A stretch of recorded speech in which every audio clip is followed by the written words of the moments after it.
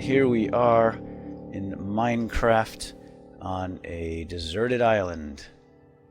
There's a few things we need to do in order to survive the night.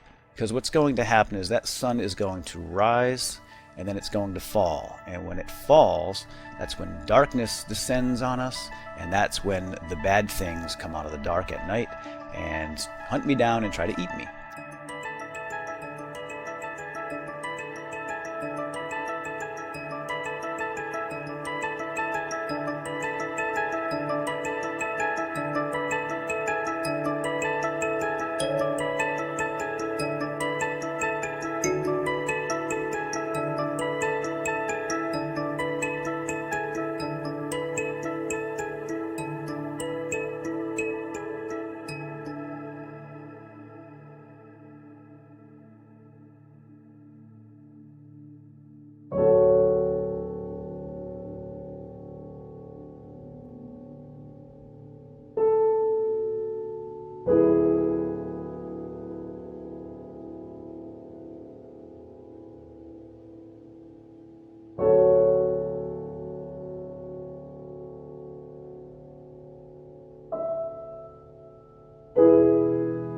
When did I first hear about Minecraft? Where was I when JFK was assassinated, basically, kind of thing?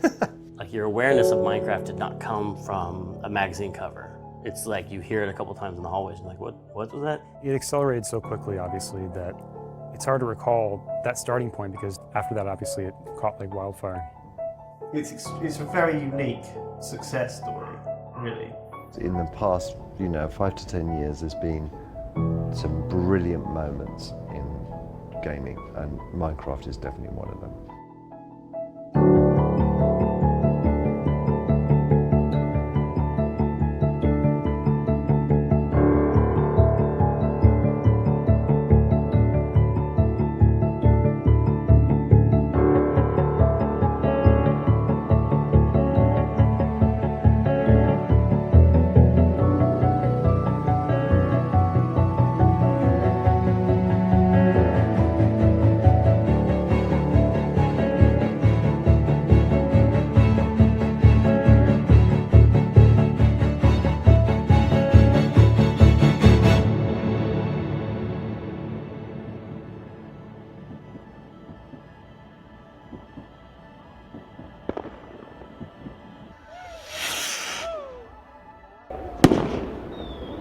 Happy New Year!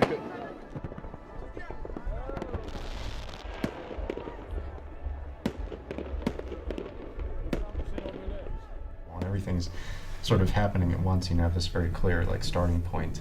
Yeah, and I took like a week off during the Christmas and New Year's, and it was just like almost emotional, like kind of weird, like, oh, okay, all this has happened, and I haven't really relaxed until now, like, and then when I came back to the office, it felt really good. And just first thing I did was work like 12 hours.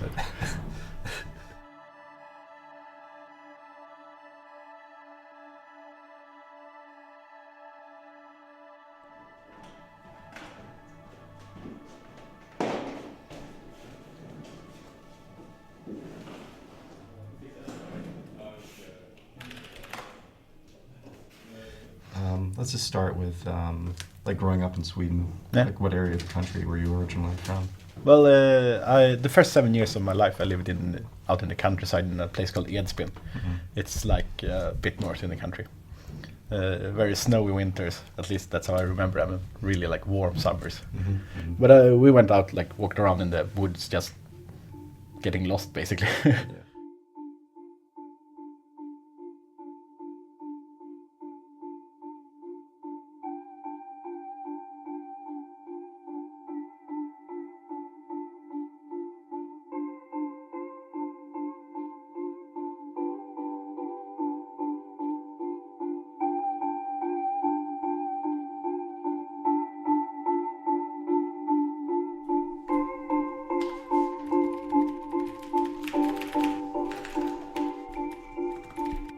And I did that and programming was basically my two hobbies.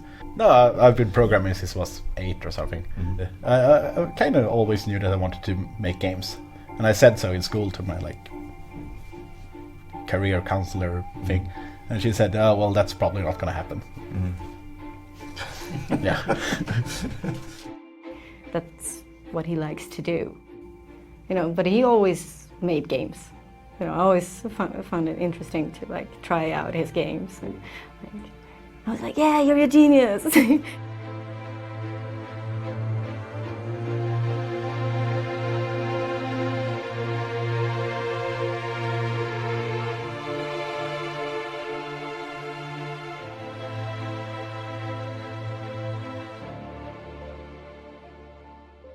I liked like hanging out at his place, and he would like be on the computer, and I like hearing that sound.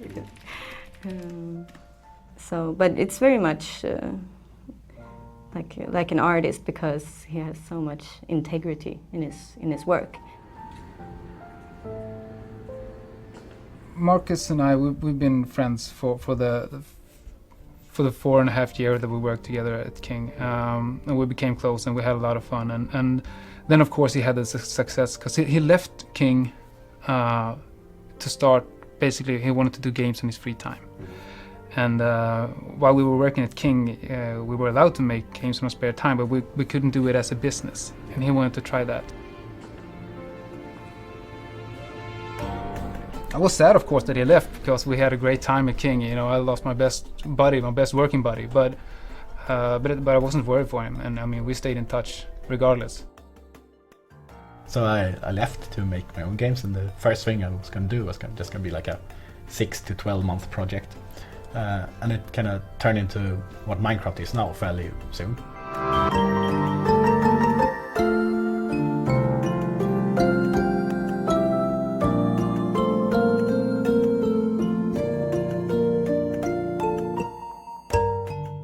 But in the beginning, it was so basic. You can place blocks on other boxes or blocks, and so yeah, I got to be there and look at it from the start. Of course, in the beginning, the world was more limited. You had the edges; you would fall off. I don't think anybody could predict the success of Minecraft from looking at it back then.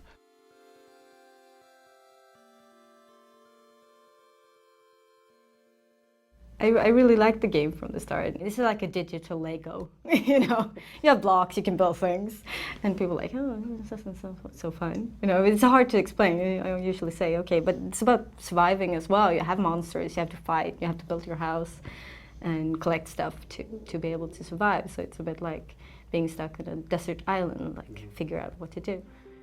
Let's go to a place where everything is made of blocks, where the only limit is your imagination.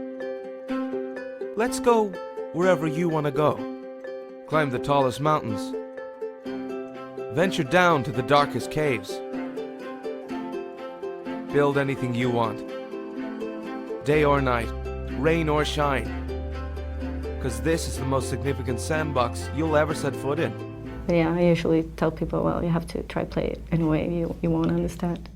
To be honest, I really didn't understand the power of the game in the beginning. I think at the point where Marcus took me aside at the office and said, I really need to focus on this, and he told me about the success and what kind of numbers he had, then I realized that this is going to be something big.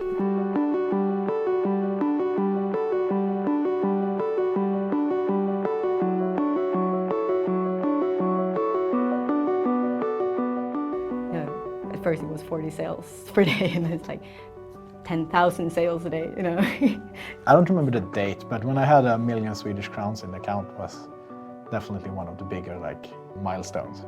And I got a printout of the receipt, showed Elin, jokingly said, well, they say the first million is the most difficult.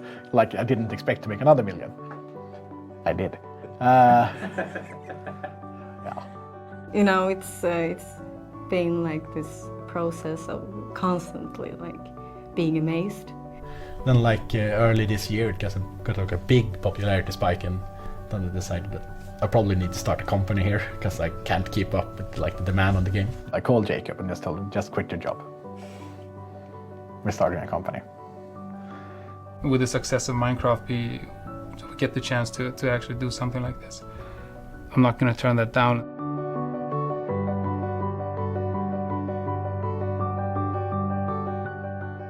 So and now we're 7 people and we have an office, and it's a new year and it's finally beta. It's a very unique success story, really. The problem is that Minecraft never had a publicity department, a PR department. They just did it all virally and through word of mouth. And, you know, it sold 3 million copies off that. If you are not familiar with this game is amazing. I love this game so much. I've been watching a ton of videos on YouTube. I've been playing a ton of this game. It's just something really magical about when it first came out and nobody knew much about it and we're all learning at the same time. Have you seen this crazy thing? Look at this. Look what you can do with it here. And look at people talking about it, and I could not comprehend what they were talking about. I was like, you did what in this game? This is insane. I can't imagine it functions like you say it does. Let's talk Minecraft. You've probably seen it popping up everywhere lately. If you have not played it yet, though, we're about to school you because it's one of the best gaming experiences out there right now.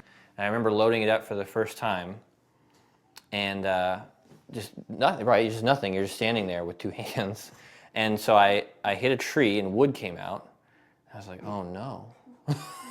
Like I could already see like the spiral. It was like I hit this tree and wood came out, and then I hit the ground and rock comes out. It's like, oh no, this is gonna be bad. And then it's that first night that you spend like holed up, right? All you can dig out is maybe like 4 squares before it gets dark, and you just pile blocks up as the zombies run around outside. That moment, like I won't ever forget that. I mean, that is a moment in video gaming that will always be with me. And to me, that was what sparked my interest in the game. Like, holy cow, I can do whatever I want here. And so that's the first part of this game, which is, exploring and collecting resources. Now, people saw the potential in it, and if you had the opportunity to play it at a friend's, or you saw a video on YouTube, for example, I think the game pretty much sold itself. This is my house here, as you can see. All you do is you put it in the center here like this, and then set a fire to it. Now, not always, but most of...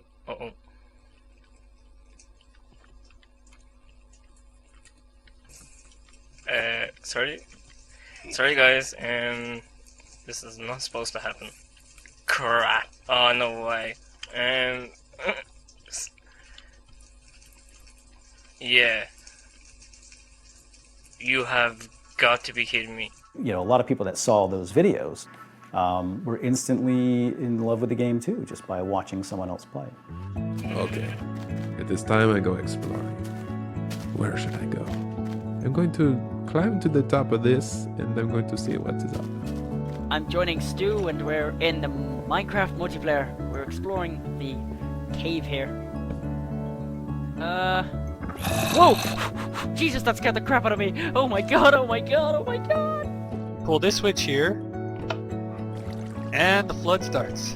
Plop, plop, plop, plop, plop goes the wheat. Plop, plop, plop, plop, plop, plop, plop, plop. Moves its way down here until it gets to the very end and drops into my collection tray. Oh shit, oh shit, oh shit, holy shit, bro. Oh, dude, you're so lag. Yes! No, I blame it on lag. Damn it. You guys take cover. They're firing arrows at us. Diamond! Yes! Oh! Oh my god, there's more. Yes. Oh my god, 7 diamond from 1. What's wrong? Oh, what's happening? It's a skeleton. I'll kill it for you. I killed it! Yay! No, no, no, no. What's wrong? You're jumping into lava! What do you mean? You're being so bad at Minecraft. You're in lava. Oh, You're man. dying. I died. That's okay, Mom. That's okay. And, you know, this game had a really special community around it. I think that's a fascinating story that, you know, before the magazines and the TV shows were covering it, there was a whole community that was loving this game and supporting it, and it was really self-sufficient at that point. So that could have existed sort of in its own little bubble, but then the world found out about Minecraft. All right, what are you? Creeper. A creeper? Yeah. What's a creeper? I don't know. A creeper is something that blows up when you touch them. Oh, yeah?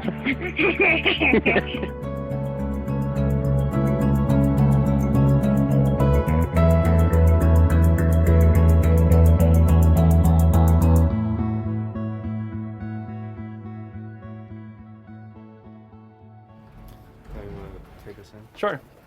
This is our fancy sign. Here you go. Welcome. As you can see, it's looking really awful right now. So we're going to remake a lot of things. Yeah, I can show you around. And here we are, the office space. We have a PC section and a Mac section. We're thinking about having sort of a Minecraft wallpaper here. So this is Jacob. He's one of the co-founders of Mojang. Over there we have Jeb. He's a game developer. He's sort of the first person to dive into the Minecraft code. Yeah, so over here we have Daniel Kaplan. He's the business developer. Exactly. And here he is, Notch. I'm sort of showing them around the office. And you are Notch. I am Notch. Yes. He's the reason why we're all here. Yes. I am God. Yes. That's right. I am not God. Did I say I'm God on camera? Yes, I think you did. Yes. I heard that Notch was starting up a company. I played and heard about Minecraft before, obviously, but I didn't know that he wanted to take it to the next level. Mm-hmm. So I just sent him an email. Hey, do you need an artist? Got a reply. We met up and kind of hit it off. I think immediately started joking about prostituting ourselves to elderly men and stuff like that. So that's it, really. And now I'm here. Mm-hmm. It's also fun to be a part of this so early and really be with the core team. I don't know how big we're going to be in the future, but it's fun to be from almost the beginning. Yeah. Well, I started here 2 days ago on Monday. Went in, signed the contract, and just started working. Welcome to Mojang. Great. You've worked here I've worked here for 4 hours now, so yeah. I've got 600 followers on Twitter since Monday. I had a thread on Reddit discussing me. It's just an awesome place to be right now. It's like I catch myself walking down the street or just thinking that, you know, there's not a job out there that I would rather have, that I would trade in for this.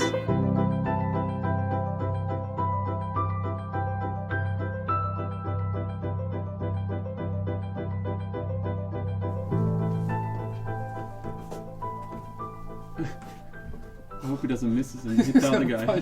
Punch his pal in the face and they're all gonna fall at that. This is exciting. Are they gonna hit it from the other side now? Yes. Here we go. Whoa! Yay! So it feels really good, and it's very interesting what's going to happen. We're going to have like a strategy meeting day thing, trying to work out what we're actually going to do. Let's do that again. Can we do that again? That's awfully bouncy. Yeah. We have to decide what actually like the full version of the game is. That's kind of the first step, I guess. Then the next step is to do that. Minecraft's a very dynamic game, and it's because it's still in development at the moment. That means that it's continually being updated with new stuff and things are changing. Back in like the 80s and the 90s, when you would get a game on PC, or much more often when you would get a game on console, when you got the game, that was it. The game was done. The game wasn't going to change. And we've seen that change bit by bit, and certainly it's happened more on PC, where people can patch and update games. But I think none of that prepared anybody for how malleable and evolving Minecraft was going to be. I mean, to the point that you could buy the game ultimately more than a year before it was actually going to be finished, and play the game as the creators were updating the game. And then slowly but surely it kind of, built attention and anticipation about where it was going to go.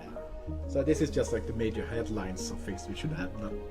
Yeah, I think it's a bit like, it's a weird way of making a game. You just put it out and kind of keep working on it as you're making it, so it's kind of hard to say, is it released or is it not released? I try to make sure it's like, yeah, this is not the game, I'm just working on it and you can play it while I'm making it. Kind of, hopefully. Should we go out with any dates, or should we just say this will be released when it's done? Or should we like try to put up a date and try to build hype? I think date and hype. I vote for that. Yeah. I think there's a difference between this and many other games in that Minecraft has so many so many users and so many players already. And as we develop these things, we're not gonna develop in a lump and just put them all over a night and say, okay, play this game now it's done. No. It's gonna come, every other week or so. It's gonna be a small update or a small change. So can we really live up to a hype? This is finally the finished product, and say, yeah, but it's the same product as last week. And I think it's a bit intimidating. I felt much more just confident, just going day to day and just doing things as it went. I don't think that works though if you have a company. I'm a bit like, I don't really know what Minecraft Final will be yet, but I think we kind of got some kind of rough estimate, I think. The new roadmap. Yes. We probably missed a bunch of things. But I think this is a good basis.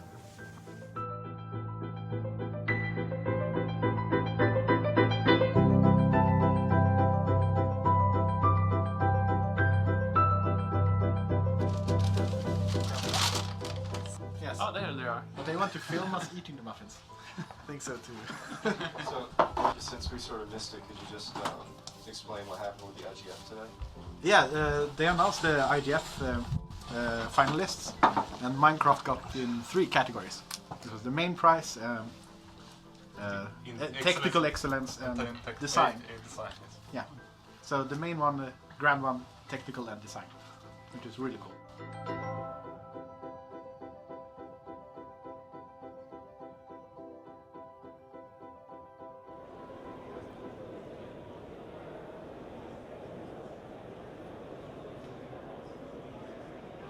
Marcus, when he emailed me, he said, I'm hoping to win some independent game awards. And I think he didn't really know, what all these awards were, but it was sort of a big trip to America, really to, meet the press and meet the industry for the first time.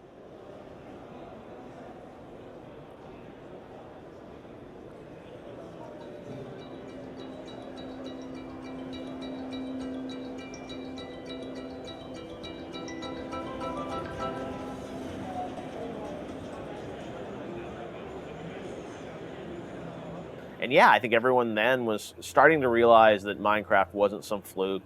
It wasn't, something that was kind of coming and going. It was building, it was growing. And that's what was great about it, is this virus was starting to spread. Hey, nice heads. Thank you. I have to say it's an honor to meet you. Yeah, thank you. Hi. We're from high school. We just came here to meet everyone to see you. Oh, cool. Hi. Yeah. We all play Minecraft. Oh, cool. Hi. It's an honor to meet you. You too. Man, you inspire us. Oh, cool. I'm glad Awesome. I gotta shake your hand one more time. Yeah, of course. Notch. Hi. Pleasure to meet you. My name's John. Hi, John. I was wondering if you could sign this for me. Absolutely. Hi. My name is Ray. I'm Marcus. It's amazing, and I spent so much hours on it. I can't believe I'm meeting you. It's so fantastic. But, awesome. Congratulations again. Yeah, thank you.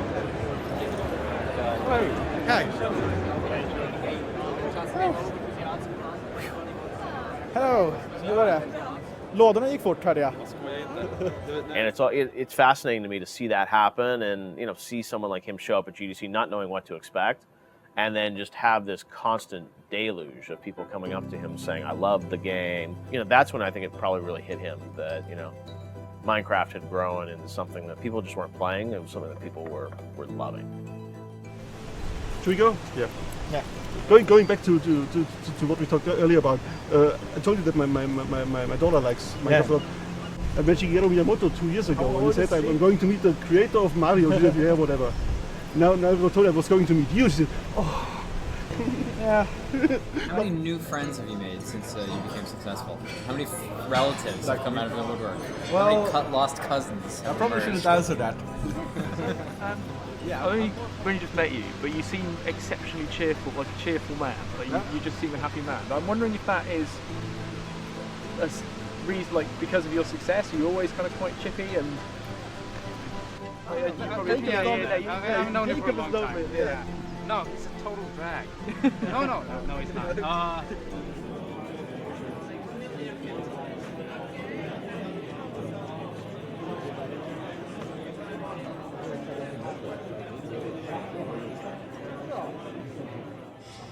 Yeah, hope so. I try to feel so, but I still have this kind of weird feeling that I don't really belong. And I think it's called actually the imposter syndrome. It's like an actual term for it. You feel like you're just faking it. And I think it's gone too fast or something, so I don't really feel like... But yeah, I'm slowly trying to realize that people actually do like the game. Which is kind of a weird thing to say. But when you're just sitting in front of your computer, you just see the numbers. It's not the same thing as actually meeting the people. Do you feel like you'll need to do a couple more games to really feel confident in your own ability? Yeah, I think so.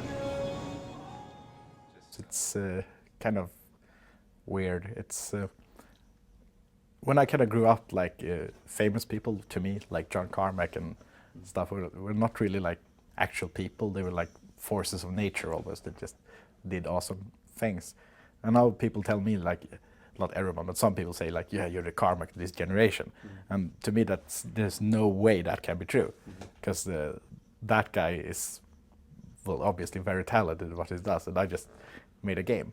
And I kind of realized that, like, on the surface it sounds like the same thing. He made a game, I made a game, but it doesn't really feel like it's the same thing. I kind of feel that all the time with the success with Minecraft. It's kind of hard to fully understand it, even to this date. I mean, we're starting to see it because we get so much feedback and so many questions from big companies and people want to do business with us and stuff. So we start to grasp that. I'm constantly thinking that maybe this is just a really fragile thing.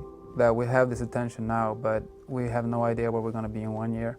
I mean, on one hand, it would be kind of cool to have this kind of run, then kind of slide into obscurity again and be like nobody and just do my own thing again. I think everyone feels a bit like that, more or less, and maybe some people don't even know how to express that feeling. But you know, he's very aware of his own feelings.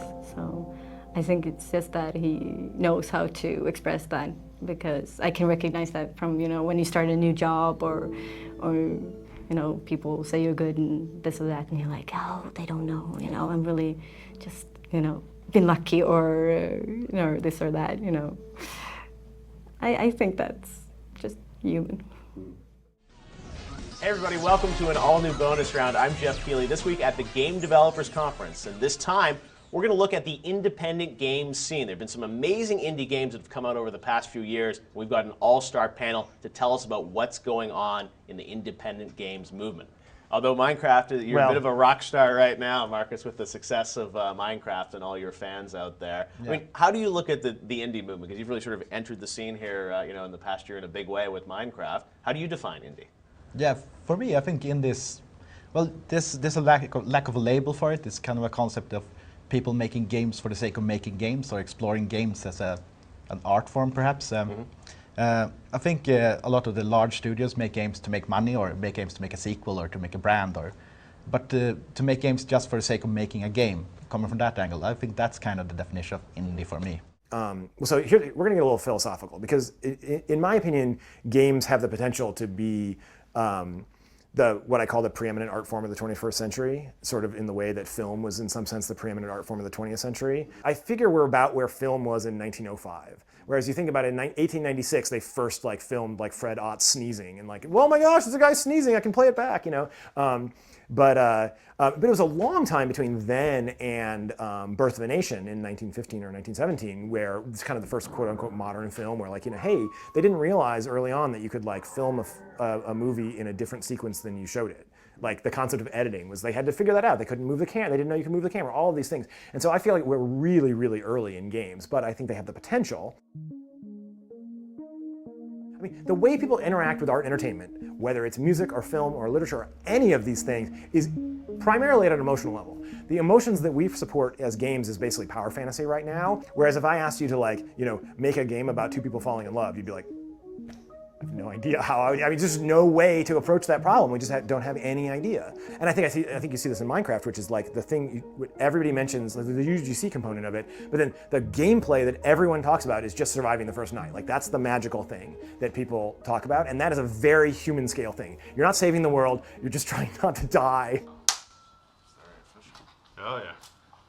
All right, good stuff. Got it. All right, thanks guys. You happy with it? Yeah, it was good. Awesome. What'd you guguys?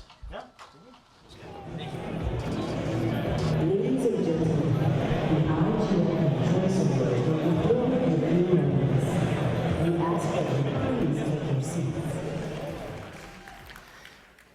video games. Video game award shows.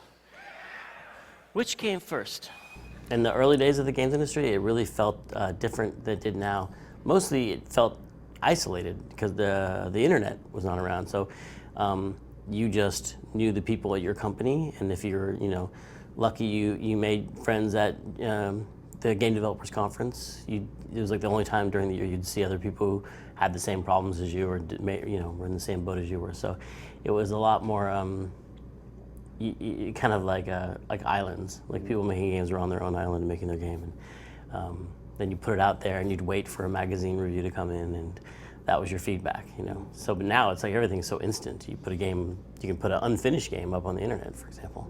Well, that would be crazy. Who would do that? And the award for best downloadable game goes to Minecraft. Thank you. And the innovation award goes to Minecraft. And the choice awards for best debut game goes to Minecraft.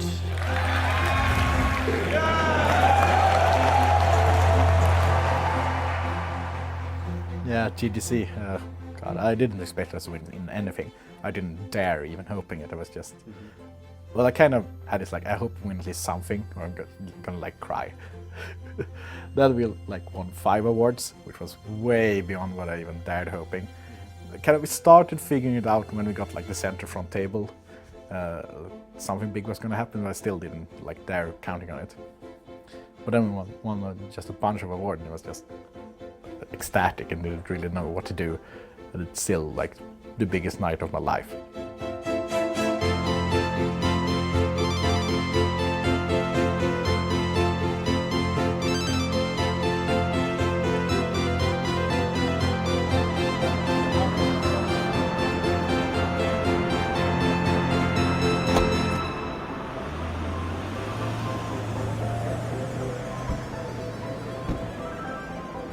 Please join me in honoring Creative Director of Microsoft Game Studios Europe and co-founder of both Bullfrog Productions and Lionhead Studios, Peter Molyneux. I never believed, never in my wildest dreams did I believe that I'd be standing out here and getting a Lifetime Achievement Award. The very moment I first saw Minecraft, the very second I first saw it, it was like, the world changed for me a little bit. What I did, immediately I went round to everyone and said, oh, you've got to go and play Minecraft, you've got to look at this game. And a lot of people, a lot of my colleagues, Lionhead and Microsoft, and they looked at it, and some people looked at it and said, oh, this is ridiculous, where's the tutorial, where's the challenges, where's the, there's this list of game must-haves. And Minecraft broke every single one of those formulas. It is in a way a social Lego, when Lego used to be a creative toy, which I don't think it is so much anymore because it's much more prescriptive. It's really interesting how Lego at the moment is like traditional games design. It's buy the box, open the box, turn to the instruction sheet, make the model, stick it on the shelf, buy the next box.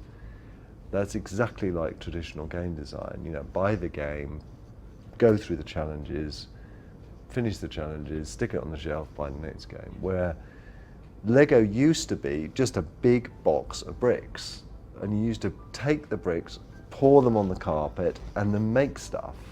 And that's exactly what Minecraft is. There was no instruction booklet, but that's really what this points to, is just how conventional game studios, how complacent they were with the games that they were making. And this industry desperately needs things like Minecraft to come along and say, slap us around the face and say, hang on a second, all those things that you thought were absolutely certain in your life, they're not certain anymore.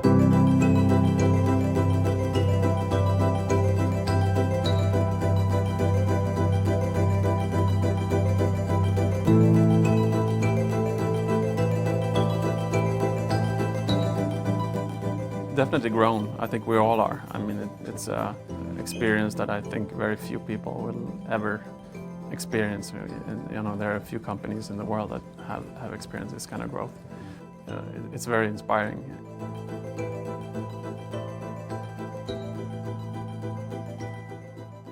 So we're kind of trying to figure out exactly what we're gonna do with the company now.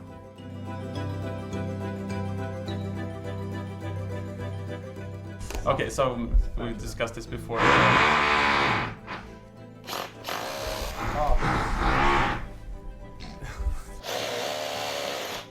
I think as soon as I sometimes find it hard to concentrate. I don't think we have the grand master plan of world domination. This seems fun now. Let's go for it. And I think that's great.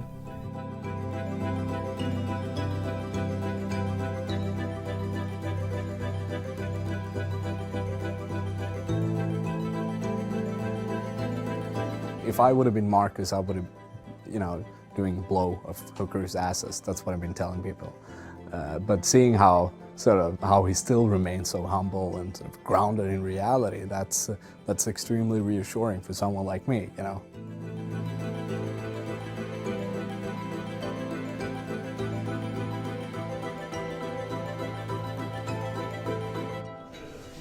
I'm very pleased. Good.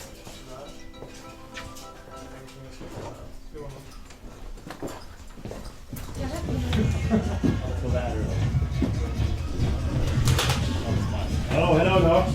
Hello. My name is Marcus. I'm really rich. I'm gonna ruin this shot by looking into the camera.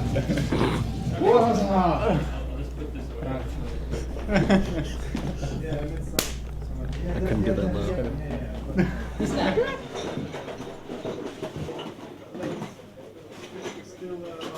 We had a great party on Thursday, celebrating 2 million. Do you want to sum it up? I was just gonna ask if it was good because I don't remember it. Ah, okay. Yeah. Anyone else? Cocaine's one hell of a drug. I'm really envious of the new crop of game makers out there, like Marcus and other people who are just doing it themselves, like all by themselves, or maybe with 1 or 2 people on their team, because they keep the cost down, they can self-publish, and they've just made so much more money. Just like, that's the secret. When you take someone else's money to make your game, you have to give them all your money after you're done. Not that I'm bitter. I think we all want to stay small, and we want to stay in control, and we want to stop the world looking in. It's very, very, very, very hard to do so. I mean, I think the perfect size for me is once you reach over 20 people, that's when it gets really tough. Because then you need to have another layer of people to manage the people that are there. And when you can all fit in one office and you can stick your head up and say, oh, what's that you're working on? Or, look at this, everybody, that's a perfect size. But once you get over that, it's really, really tough. So if I was doing it all again, I would say exactly what Marcus is saying. I would say, I'm going to stay small. I don't want like a big office with like 150 people and it kind of turns into a 9-to-5 job. I would say I'm afraid of doing what id Software did, but I'm not going to say that because that's rude against id Software. I mean, their games aren't as fun as they used to be. I mean, they look better. I mean, the mega texture stuff is really amazing, but I'd rather play a fun game. And I want us to make fun games, not just big production games. But ideally for me, it would just be like me and a box of Red Bull. I'm gonna play Dark Ritual, get some 2 cultists. Yeah, someone could like discard. You could discard. It's an action. Yeah. So maybe that you. Yeah, I will next time. Yeah. Yes.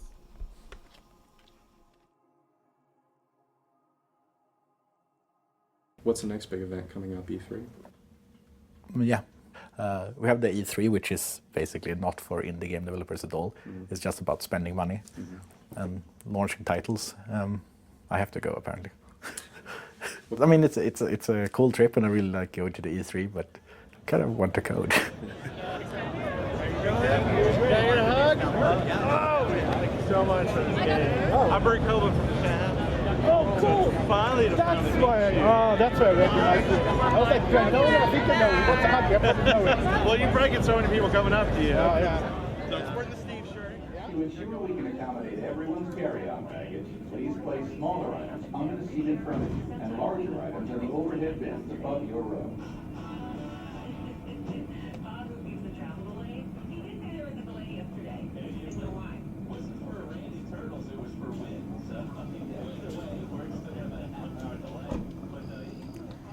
Yeah, we started the podcast in 2010, in October 2010. And this is maybe about a month after we actually started playing the game. So in a month's time, we knew it was something special enough that we wanted to devote our lives to talking about and to producing a show.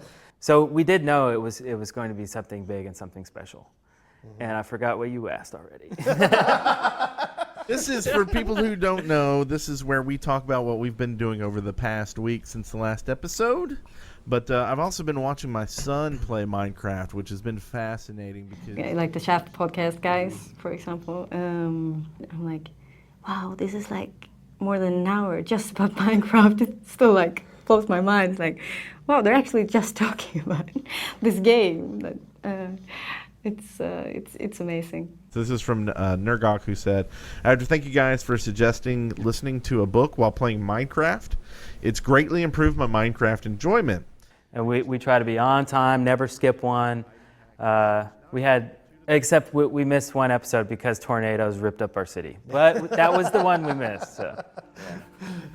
And honestly, when that happened, the community got together, and Awesome Girl Satori Love pulled all this information from the community, and basically it was an appreciation show for us that she gathered all this material so we didn't have to do anything. I mean, I'm getting chills just thinking about it right now. It's just amazing community around the show and around this game. Community is always going to be probably the most important thing when it comes to Minecraft, because that's what makes it bigger than itself. It's very cool to see, people are so involved and really making something that's just about this game.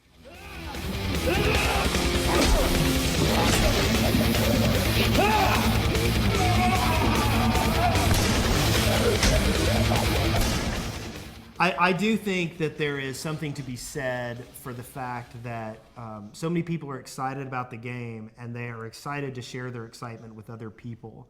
And I do think there's a synergy from that. I've never seen anything like this. It has so much universal appeal over so many different kinds of people. I've never seen anything like it.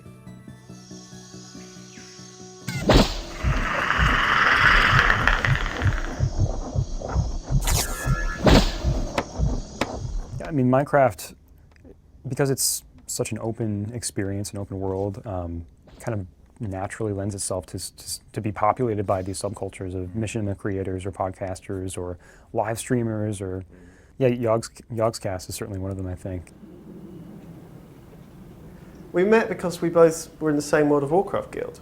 So we met in a thoroughly nerdy way and ended up doing a thoroughly nerdy job, which is effectively playing Minecraft.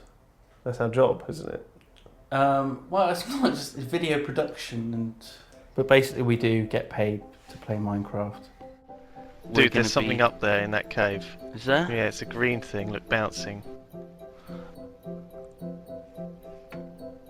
Oh, Christ almighty, it's a creeper. It's gone. Yeah, those are very, very gone, bad. Simon. They follow you and they explode. Don't go towards it, it'll see you. We don't script anything, we just play the game and record it and put it on YouTube. So a lot of people watch it. Good morning. So we hit 1 million subscribers this morning. I'm going to go and wake Simon up with one of these. Morning, Simon. I got you a coffee.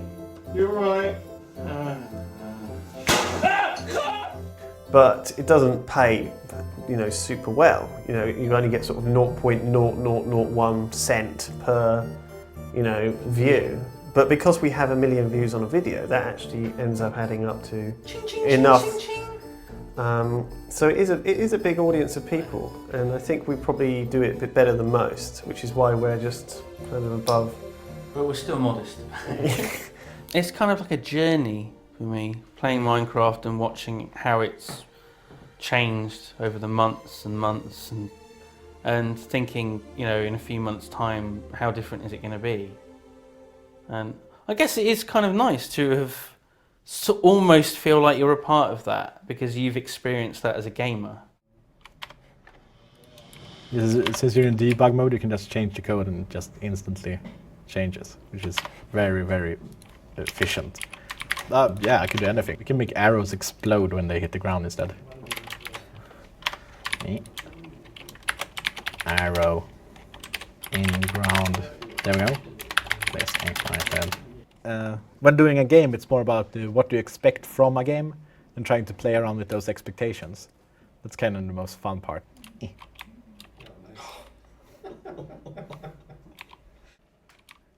Let's give it a bigger explosion. There we go.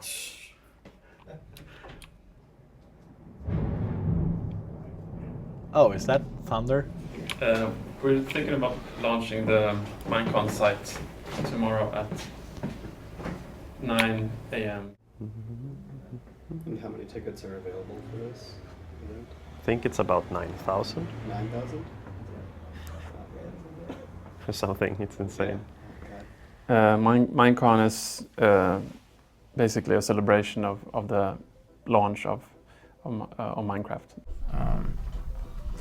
Do you think it's reasonable time to do it in November? Yeah, we can. It would be cool to sort of do a live deployment on stage when they deploy the 1.0 version. That would be cool.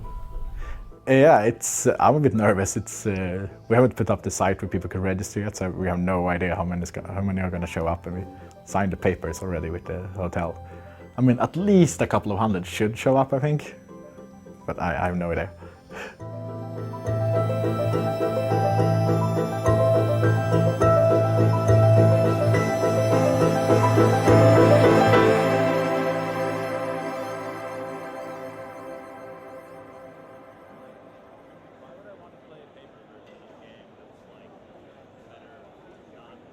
It is a collaborative medium. Developers and gamers collaborate. We are makers, we are creators.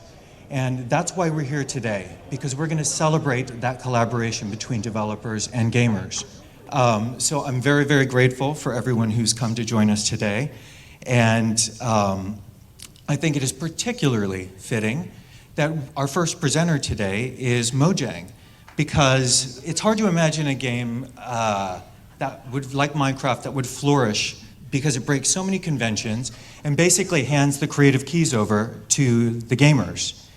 And that is truly revolutionary. And so I am very, very pleased to introduce Marcus, Notch Passion, and Lydia Winters, who are going to show you the Minecraft Adventure Update. Please welcome them.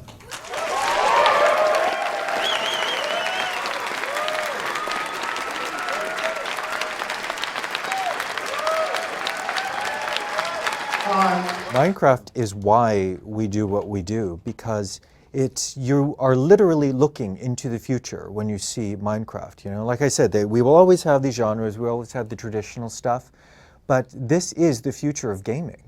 You know, this collaboration, this emphasis on creativity, on freedom, and it's thrilling to be able to be here and say, yes, I was there when it happened.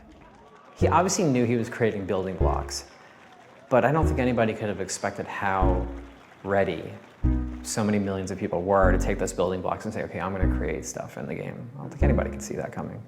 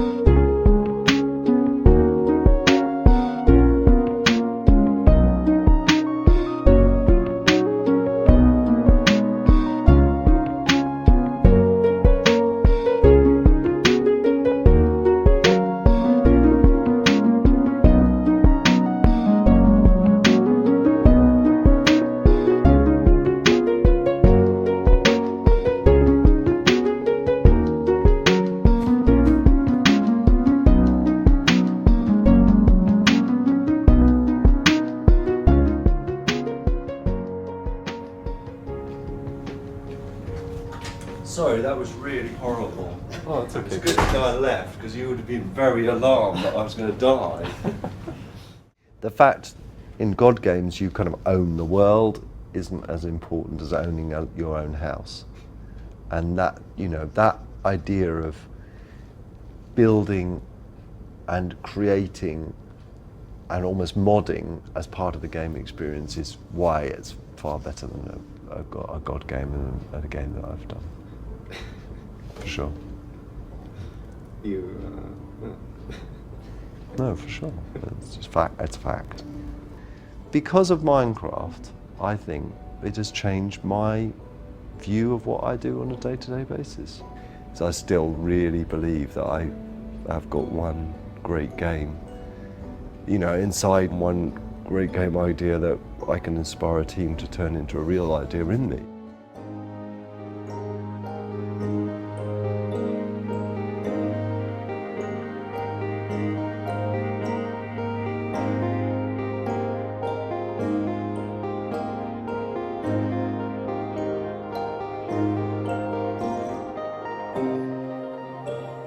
Well, everyone in the studio is huge fans of Minecraft. Oh, cool. It is amazing when you do something like that, and then it becomes this expression of everybody's creativity. It's such a cool place to, you know, build and grow a community and meet friends. I wouldn't even call Minecraft a game anymore. It's come so much further than that. It's a platform. It's a platform for us to develop our architectural side, our creative nature. It lets us be ourselves, communicate with people, and create things that we maybe didn't think we ever could, but now we can.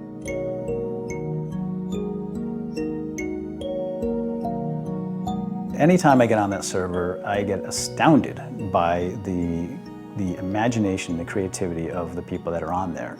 And my jaw just hits the ground. I just can't believe what the people, A, have the design sense to accomplish. Just, I can't do it. I don't know if it's just me, but I'm looking at the stuff and I'm like, wow. And I'll tell them, I'll say, this is fabulous, this is fantastic. How do you do this?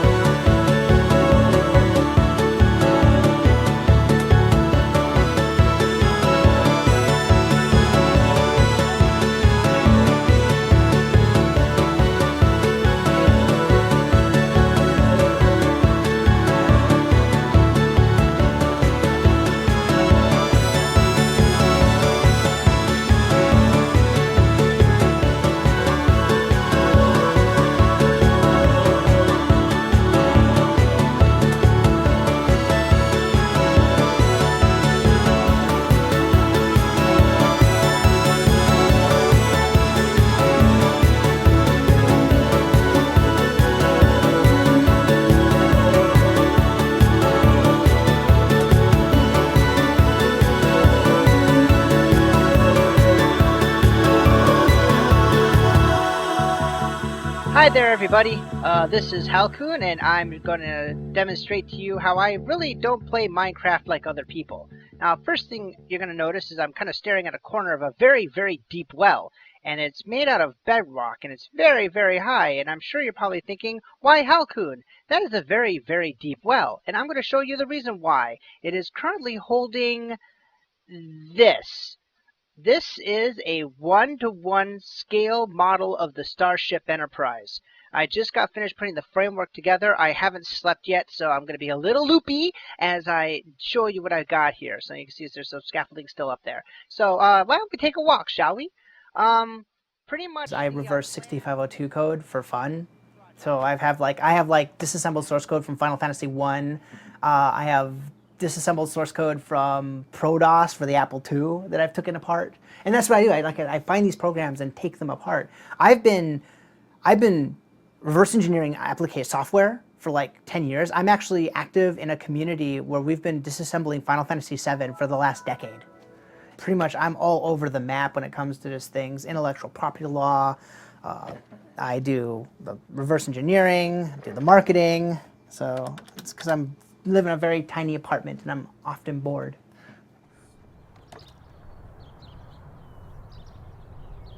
Let me see if I can find my enterprise. So we're sitting at 8,984,531, and I need to update these badly. What are some of the comments here that we got? Nerd, I need a girlfriend, what a geek, the Virgin Diaries, because evidently I'm a virgin too. I don't think that you guys have never really appreciated how absolutely huge the Enterprise is, but I don't know, it's kind of a shock for you. This thing is fucking enormous. People who don't play Minecraft just looked at this and goes, what on earth did that nerd do? And a lot of people, when they saw this too, they saw the video, and they never, you know, when Minecraft was getting all trendy and everyone's like, I don't want to play, it sounds like everyone's just getting on the bandwagon. And I remember when someone saw my video and they posted underneath it, okay, I get it.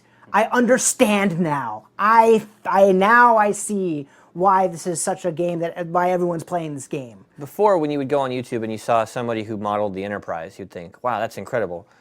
I could never do that. I don't have the knowledge of this modeling software. Like, I can't do that. But when you see Minecraft, a Minecraft Enterprise, you're like, you think, well, if I have you couldn't. Let's be clear. Like, you could never do that. But there's a part of you that thinks, if I just had the time. It's sort of democratized, Yeah. right? Because everyone has the same pieces. Yeah, in this, you're making it out of something. Yeah. And there's a being in there that is doing it, right? So it's much easier, I think, to map yourself to that. This is Voyager. There's the Enterprise E. There is the Klingon Bird of Prey. So we can make these ships, take these blocks and put them in this world where we can build our ships with these blocks, and then, you know, wire them up, give them life and see what happens. But if you have something, take it and try going in a completely different direction. You know, take the seeds of it and then see what else you can do. I don't want to see bigger and better. I want to see this way or that way. Hey guys, I just want to show you a project I've been working on in Minecraft. It's up here, or at least a good view of it is. This is an arithmetic logic unit. And an ALU is found in every processor because it does math. When the Minecraft Enterprise came out, the computer came out at about that same time. It is 16 bits, and somewhat slow and big and unwieldy. But it's implemented in a video game, what do you want?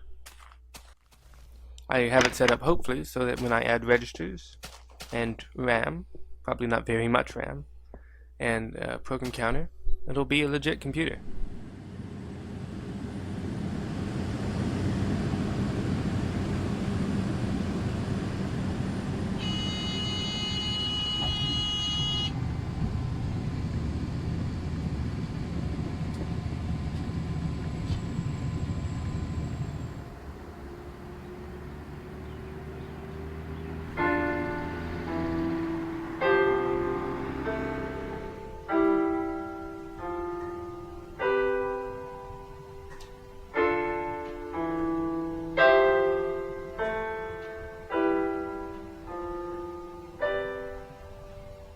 Okay, so this is the ALU of a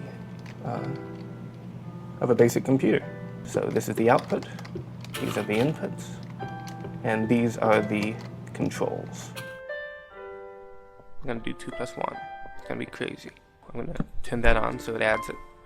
And we look over here, there's a huge bus taking all the values from the end of the ALU all the way back over here. So bitwise, we added 2 plus 1, we get 3, which is 1, 1 in binary. There it is. It can only add, really, but multiplication is just adding over and over again, division is subtracting over and over again, and subtraction is just adding a negative number. If pieced together they can do any operation that a regular computer can do. What's the capacity of something like this? Okay, this has 4 bytes of memory. I would say in Minecraft you could probably build 512 bytes of RAM, which 256 bytes is the amount that was in an Atari 2600. So that kind of gives you a feel. So you could probably double that. So here's the entire computer.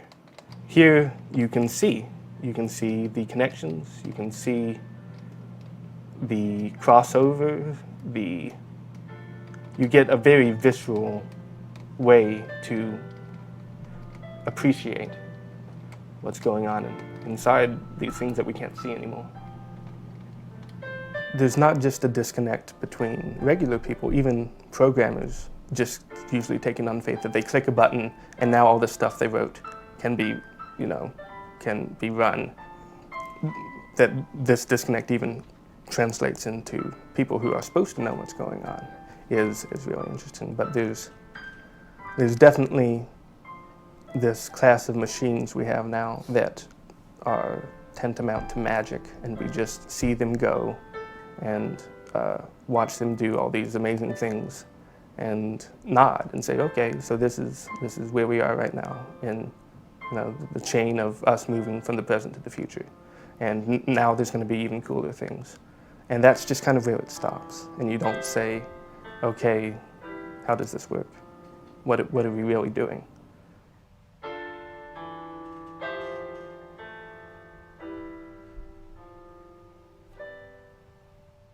I hope you guys check in later to see this once I have a few other finished chunks done.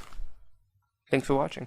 Infrastructure is such a key part of Minecraft's success, I think. It's because it's a game about sharing, so you just need that infrastructure in place to share either your creations or your the things that you've engineered in game, like a color printer. I saw somebody made last week to share those ideas. Right, those ideas need places to move around, and without YouTube, without Twitter, message boards, community sites, I mean, wouldn't have been as successful for sure. So I'm gonna now show you some pictures of some of the cooler things we found that people have built in Minecraft. Whoa, the Eiffel Tower. What? That is so cool. How did they do that? Okay, that is a lot of work. That looks pretty cool. I would never have thought of that. Ooh, a castle. Is that Hogwarts? It is. I'm smart. No, you're a nerd. It's self-perpetuating in that way because people create things and they spend time creating things. They want to share those things. So automatically more people and new people are hearing about that game in a contextual way. They're not watching an ad, they're saying, hey, I made this. You can do this too. Do you want to play? I found out through, was it Tycho's post on Penny Arcade? I'm not sure.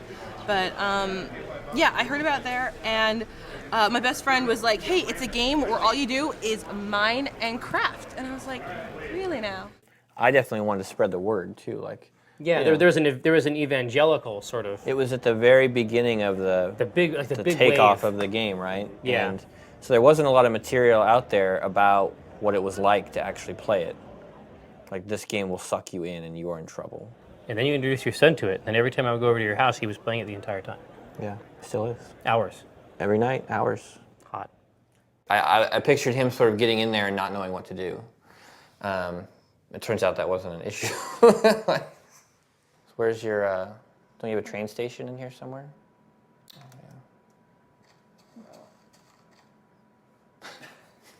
yeah.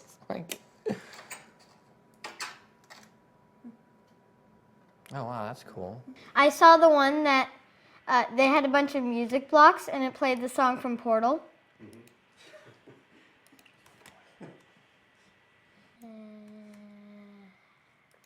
I love you, son. What?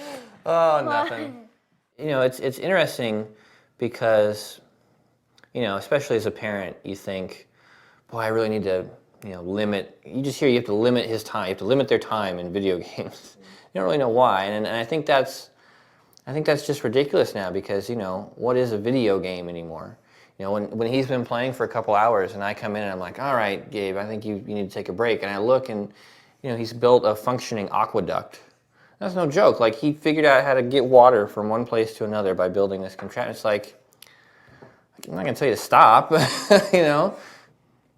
Parenting has changed.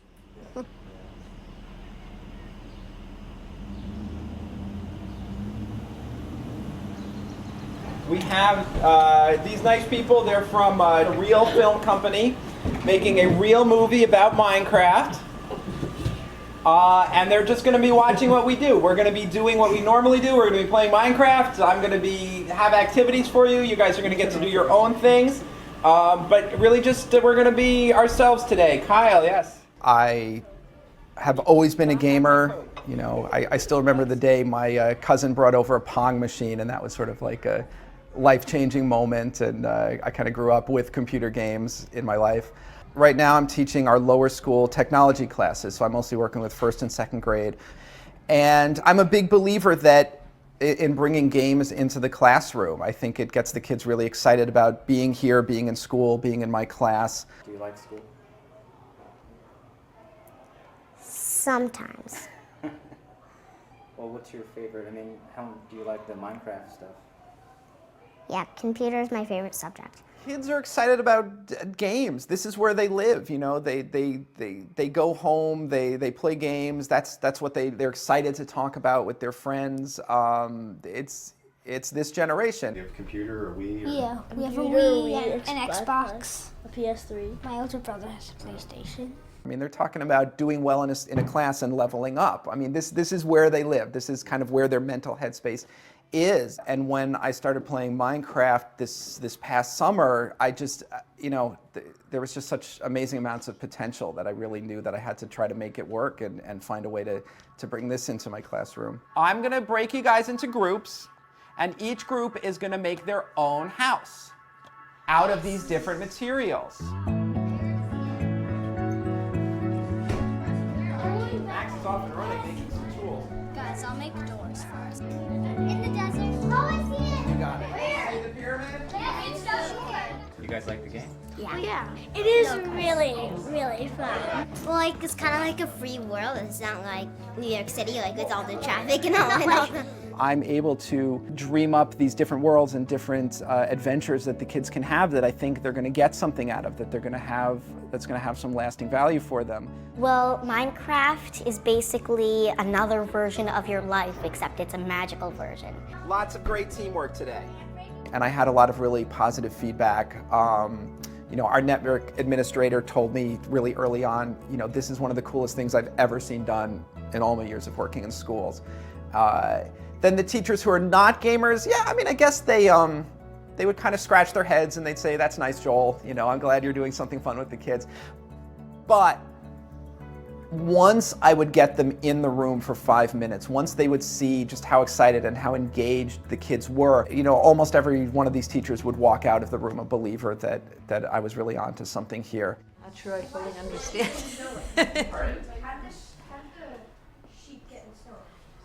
I'm not sure I understand it at all, to be honest with you. When I first saw this game, I thought, wow, this is really pixely. And this reminds me of my Atari 800 days. And I couldn't believe that the kids were satisfied with the graphics. But they don't even seem to notice that part of it. Do you like playing Minecraft? It's awesome. It's so much fun. That's the only part I don't like. Listening to everyone talk about it all the time. The kids come in and you literally have to rip their hands off of the keyboard. You don't like listening to everyone talk about it all the time? It's annoying. And I love to talk about it. You two still manage to get along, even though he talks about Minecraft all the time? Yeah. But let's remember there's things that they can do in Minecraft that they can't do in the real world. I mean, I can't drop a bunch of kids in a forest and tell them to build a shelter in real life. And even if it's not quite real life, they're thinking, well, what would I do in this situation? What must it be like to build a castle on top of a mountain and try to fortify it? What must it be like to explore a jungle? What must it be like to farm and raise crops? I mean, these are things they can do in the game. And then if a teacher's able to spend a little time customizing it, setting up these scenarios, the potential is limitless. With the teaching, we're going to go talk to the Minecraft teacher in New York. Okay, yeah. We'll see him teaching the classes and things like that. I mean, is that something you ever expected would come of the game? No. I think his nickname's Notch. Oh yeah, Notch. Nacho, you're a great man. Notch. Nacho. I think the person would be very, smart to make Minecraft. I think he likes adventures. I actually look forward to 15 years from now when these kids are well, not my age necessarily, I'm a bit older than that, but when they're grown up, and to have a conversation with someone, it's like, what, you worked on Minecraft? Well, not really, but I sat next to the guy who did. Because just like you're saying, some of the games when you play when you were young, it's just, they stick with you. And it's going to be that with Minecraft as well. It's going to be awesome to hear that in 15, 20 years, talking to people. And it's also going to be very fun to see what Minecraft means at that point. So, yeah, I'm very much looking forward to that. It's going to be interesting, because they're going to be looking back on it nostalgically in like 10 years from now. Oh, that's a scary thought. Yeah, that means we really need to do it right.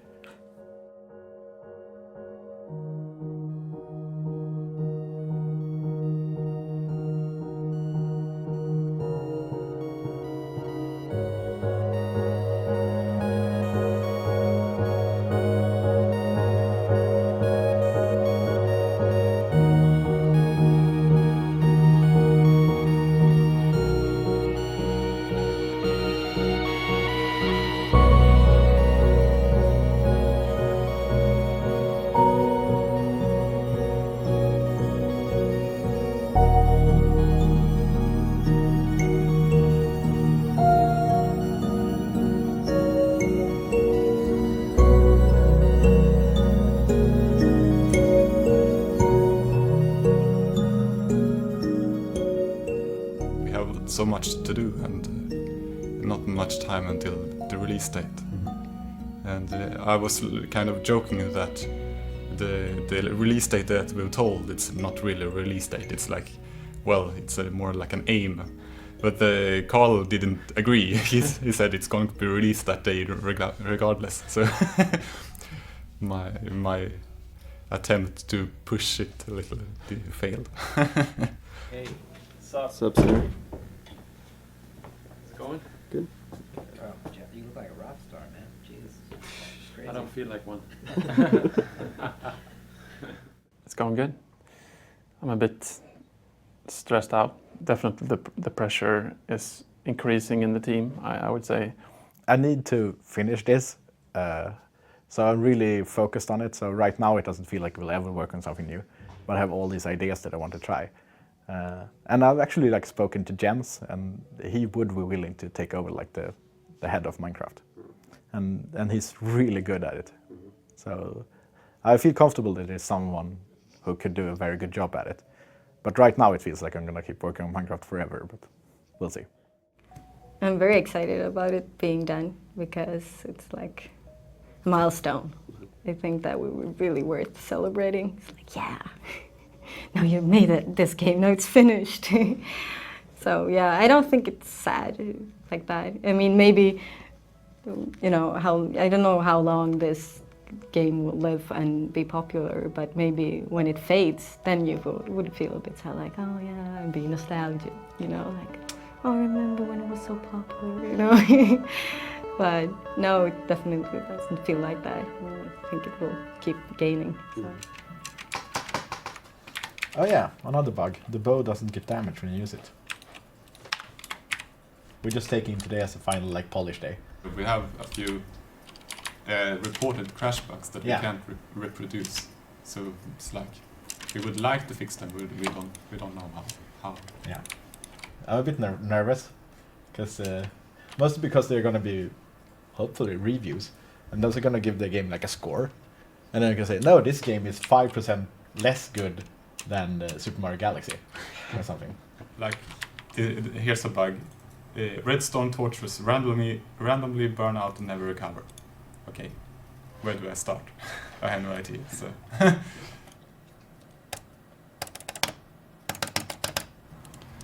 Oh, so fun this is. Oh, there we go.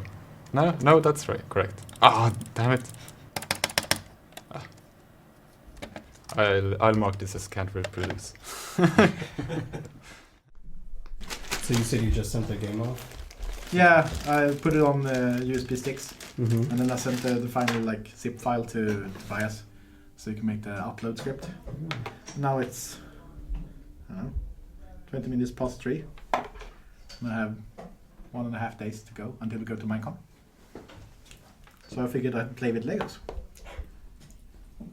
It's a bit weird because I still feel like I probably should still be polishing stuff because it's stuff to polish, but I don't want to risk there being new bugs, so we're not doing that. And I'm super nervous about the flight. Not nervous, more like giddy or something.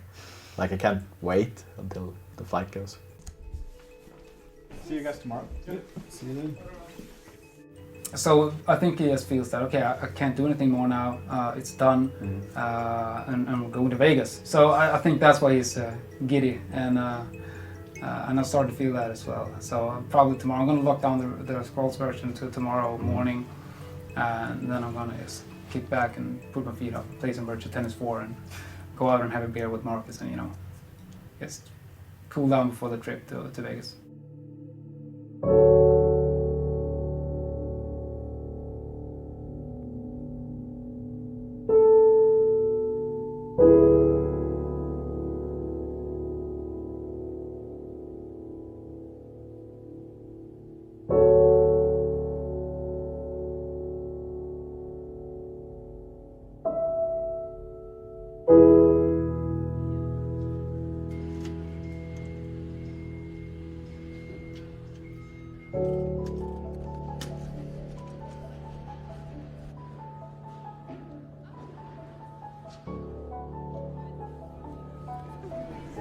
It took a whole truck to get it. Yeah. It was very cool.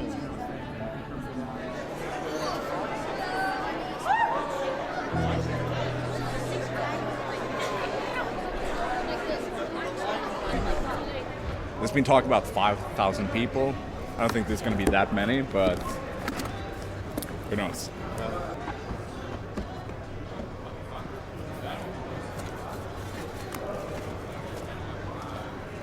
Yes.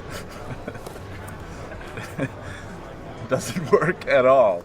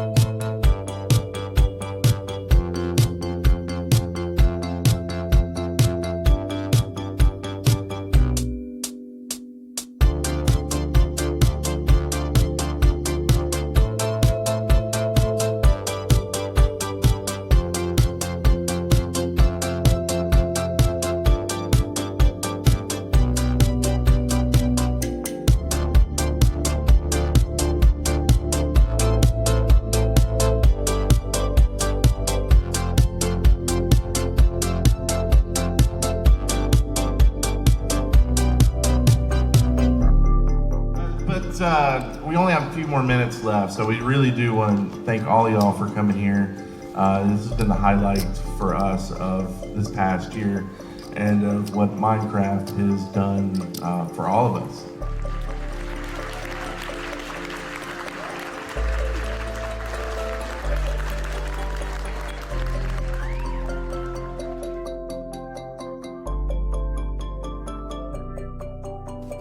Because Minecon is finally released, it's the end times. No one thought it would ever happen. Yes. It's Minecon. So because Minecraft. Yeah, sorry, that's good. I got your game wrong. Yeah, I that's... played it a few times. Yeah, I heard you did, yeah. Yeah. You're still learning. Yeah. I'm still... I guess just to close out, I think you're obviously idolized by a lot of, I'm sure that must make you feel kind of weird at times, but you're obviously idolized by a lot of indie developers and people that want to make games. They look at what you've done as a kind of success story. Like you went from being a guy making an indie game to a guy that can have 5,000 people come out to a convention to see it. So do you have any words of advice to people out there that are, you know, trying to become, you know, an indie developer? You know? I think the best advice I can give everyone is don't listen to advice. But if you are going to listen to advice, then making sure you actually do something is a good advice. If you just sit around planning something and not doing it, you're not actually going to get anywhere. Cool. Yeah, I think that's a good. Yeah. Cool. We good? Yep. Great. Awesome.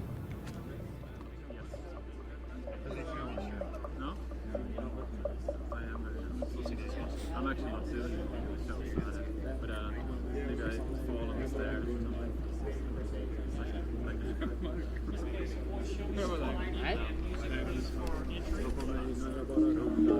This is how it's gonna look like. What it's gonna look like when people are entering. So there'll be the music on. The lights will be low like this.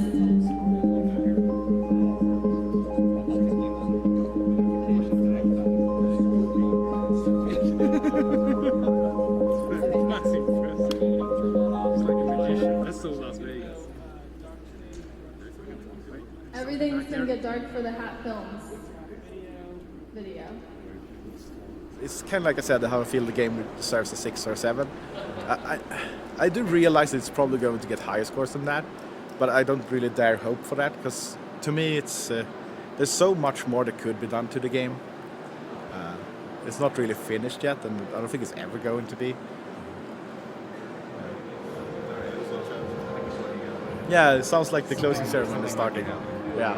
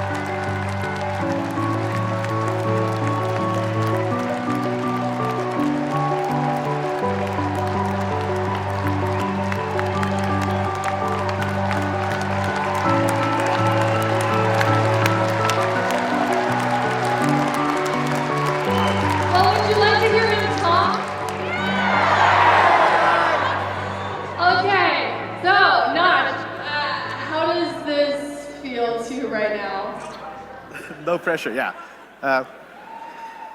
It's very overwhelming. I mean, the reason I started working on Minecraft and kept working on it was because of people playing it. And it's the reason we started the company, because there are fans. And now we have like 5,000 people here just for the game, for Minecraft, and that's... We are so thankful that you guys traveled from all over literally the world. We have people from all different countries here celebrating with us to be part of the official release. And we are so grateful and absolutely humbled that you would come all this way for this game that this team has been working on. But now, for the moment that you have all been waiting for,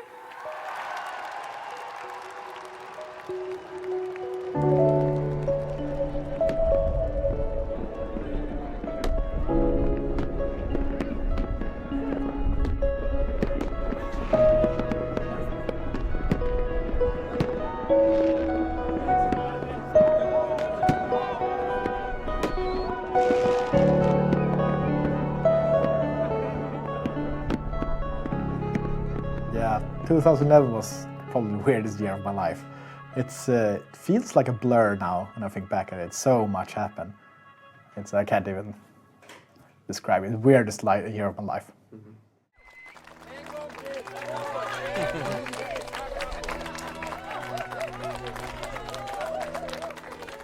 It's really hard, this summing up things, you know, it's because there's so much that has happened. And at the same time trying to work, and then of course manage the family back home, and we had some illness in the family as well. We're trying to balance that, and it was almost too much in 1 year, I have to say. Let me show you around. Watch out.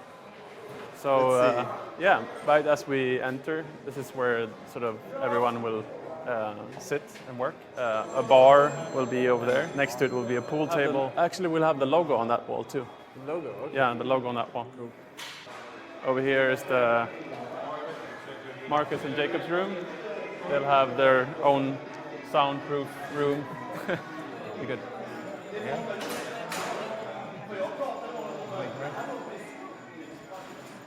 It's really hard to really get your head around everything and summarize, but obviously it's been the most amazing year of my life. Just going from, sitting in a shitty apartment, working on things that I hate and, absolutely seeing no future for myself aside from the few fleeting moments of glory that I had, posting some pixel art online, going from that to actually, traveling around the world and, meeting, fans and stuff like that. It's been a pretty wild ride. A lot of things happened last year. We recently changed Minecraft's front page, so it has my Twitter account instead of Notch's. So that's, I don't know, one difference.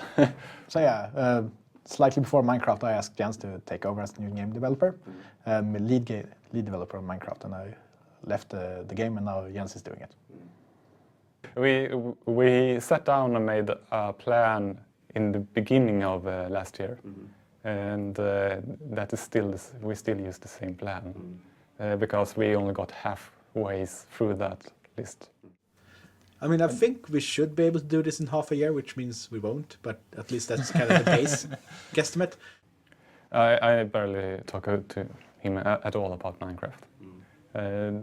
It's when sometimes I ask him small things, but he said he didn't want to interfere, and he has definitely not. Well, it's a relief and kind of a curse, because I won't ever be able to top that. It's a bit of a relief not to work on something that big, because I think I've done lots of soul searching that I'd rather work on something smaller.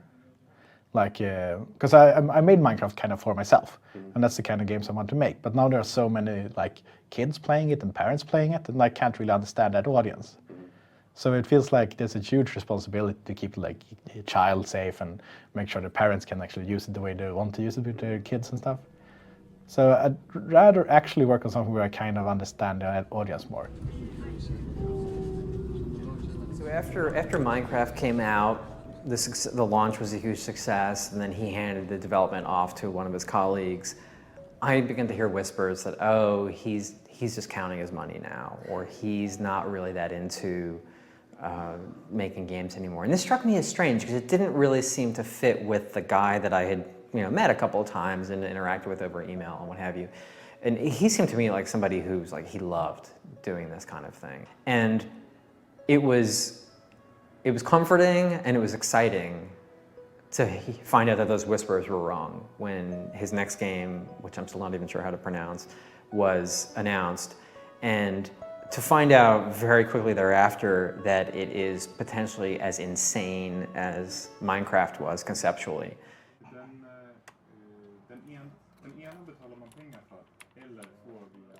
Yeah, I kind of burnt out towards the end of Minecraft and just the pressure of releasing it, and like I realized I was going to move on and all that, and then I started getting really inspired to make games and started doing the space game. And it feels like kind of the beginning of Minecraft. It's kind of this, you don't really know what the game is going to be. It's kind of slightly scary because it could be something completely different from what you thought, and it might not be fun at all, or it might be super fun, and so it's very inspiring. I'm pretty sure Bethesda doesn't have a trademark called 10 to the C. Damn it, I pronounced it. Damn it! Damn it! I think I could put this out now if I wanted to, but it's not really fun yet. So once it's kind of at the point where I will get lost for an hour instead of developing, then that's probably when I'm going to release it. I guess I'm kind of afraid of the fans being disappointed with the new game. I mean, it's a space game. It's not like a fantasy chopping game or whatever. Well, the first big challenge, the challenge to success, and the challenge of expectations, and is that when you're the new kid on the block, no one has formed any expectations from you whatsoever, and then when you way exceeded people's expectations, asking someone to do that again is really tough. Usually what happens in a successful situation is that the person, the sophomore slump kind of thing, or like blows it all. I mean, if this was music, they'd blow it on crack and and hookers. But I don't think he's getting married, and like it doesn't seem like that kind of guy. But at the same time, like stay focused on the thing you're trying to do, and don't worry about all the kind of what I call weather, right? Like you just can't can't control. It's gonna storm. It's not whatever. Lightning strikes. Sometimes it doesn't. Do all of the variables you can control, and that's the quality of the game.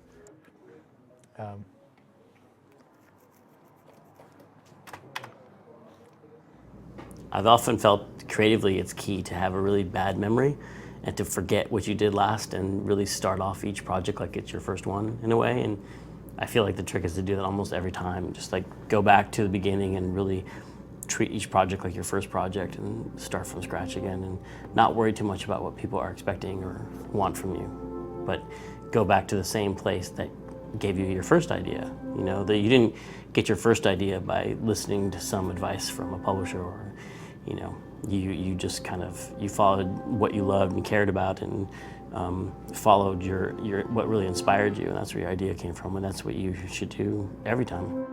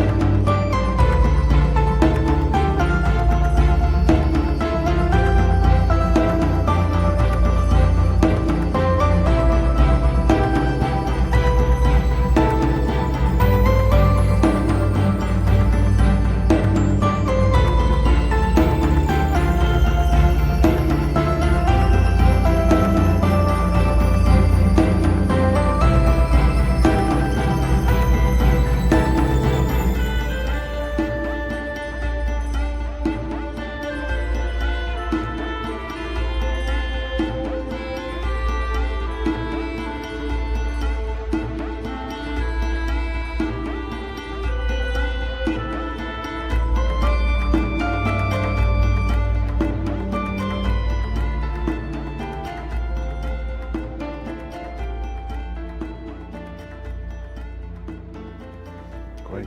Sorry about the coffee. No, it's fine. I'm sorry that. Yeah, it's just I had a cold, and then I talk too much and don't breathe enough, and that's what happens. Cool. Okay. We should probably try to wrap up. Yeah. Before we All right. get stampeded. Okay. But I think we can. Yeah, we'll talk about it later. Okay. Yeah. I think we'll have lots of time. I don't think so. I mean, I'll talk forever. So like, it's. We gotta start with something. Yeah. I'd still like you to show us the game, and we can. You guys should play. Too, yeah. I'll say. That's a clapperboard, is it? Yeah. Wow. Oh, awesome. I wasn't even hot. Like it didn't even. Shut up. What? I mean, it's not like we were moving around or anything. Oh yeah. Between you two guys. Minecraft. Wait, it's an M. Minecraft. Feel free to use that for your logo for your movie. Minecraft. What are you calling it anyway? For the movie? Yeah. Minecraft. So where do you get your ideas?